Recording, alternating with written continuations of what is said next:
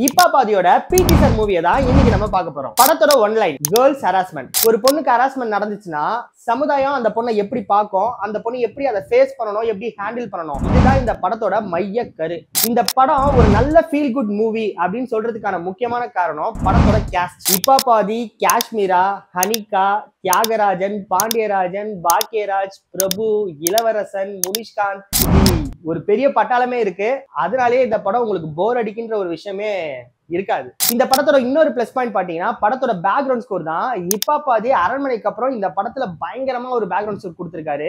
Intro black சீன்லாம் பாத்தீங்கன்னா எனக்கு லைட்டா ரூஸ் பம்ப்ஸே வந்துச்சுன்னு சொல்லலாம். அந்த அளவுக்கு ஒரு பயங்கரமான பேக்ரவுண்ட் ஸ்கோர் இந்த படத்துல நீங்க பார்க்கலாம். டெக்னிக்கல் வைஸ் பாத்தீங்கன்னா எடிட்டிங், கேம் ஒர்க், மத்த எல்லா டிபார்ட்மெண்ட்டும் பாத்தீங்கன்னா அவங்க ஒர்க்கை கரெக்டாவே பாத்துருக்காங்க. இந்த படம் நல்லா இருக்கு அப்படின்னு சொல்றதுக்கு மெயின் 2 ரீசன் பாத்தீங்கன்னா இந்த படத்தோட கதையும் படத்தோட ஸ்கிரீன் பிளேயும் தான். ஒரு 150 ரூபா டிக்கெட்டுக்கு இந்த படம் ஒர்த்துன்னு கேட்டீங்கன்னா கண்டிப்பா ஒருத்தான படம். ஒரு பொண்ணுக்கு ஒரு ஹராஸ்மெண்ட் நடந்துச்சுன்னா அதுக்கு அந்த பொண்ணு போடுற ட்ரெஸ் தான் காரணம் அப்படின்னு சொல்றவங்களுக்கு செருப்படி கொடுக்குற மாதிரி தான் இந்த படம் இருக்கு. ஆக்சுவலா எல்லா பெண்களும் பார்க்கக்கூடிய படமா இது அப்படின்னு கேட்கறத விட எல்லா பசங்களும் எல்லா ஆம்பளைங்களும் கண்டிப்பா இந்த படத்தை பார்க்கணும். அப்படிப்பட்ட படம் தான் பிக்சர். நீங்களே பார்த்துட்டு சொல்லுங்க.